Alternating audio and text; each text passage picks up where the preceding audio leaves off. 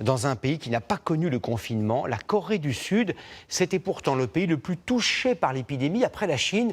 On dénombre aujourd'hui 204 morts du coronavirus sur une population de 51 millions d'habitants, ce qui est proportionnellement très faible.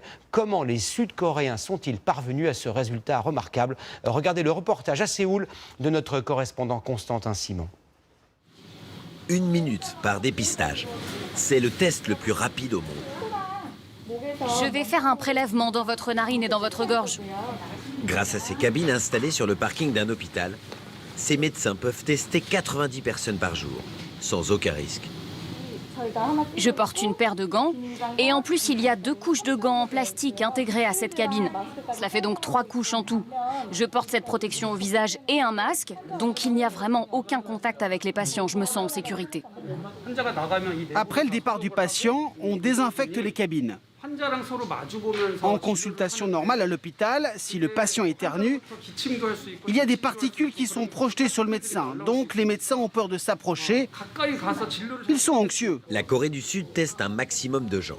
Elle surveille ses malades aussi. C'est l'autre particularité de ce système. Qu'importe la vie privée des patients, leur téléphone est géolocalisé.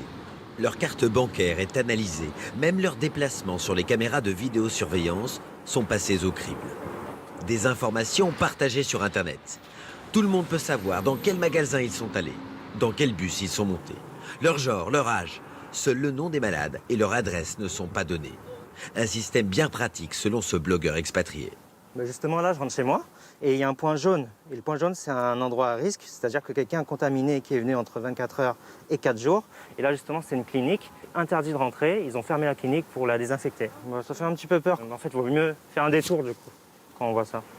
Au cœur de ce dispositif, un étudiant de 19 ans. C'est lui qui a créé un site qui résume sur une carte les informations partagées par les autorités. 300 000 visiteurs par jour en février. Le succès est total. Là, c'est le patient numéro 54. Son cas a été confirmé dans le quartier de Gongnam. J'enregistre son numéro, son âge, 45 ans, son sexe féminin. J'ajoute les données de ses déplacements. Elle est allée dans une supérette. J'enregistre toutes ces informations et c'est immédiatement actualisé.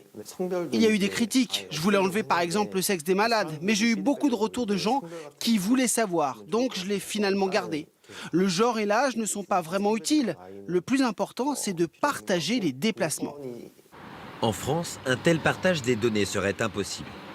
Mais en Corée du Sud, il rassure la population. Et le pays obtient des résultats.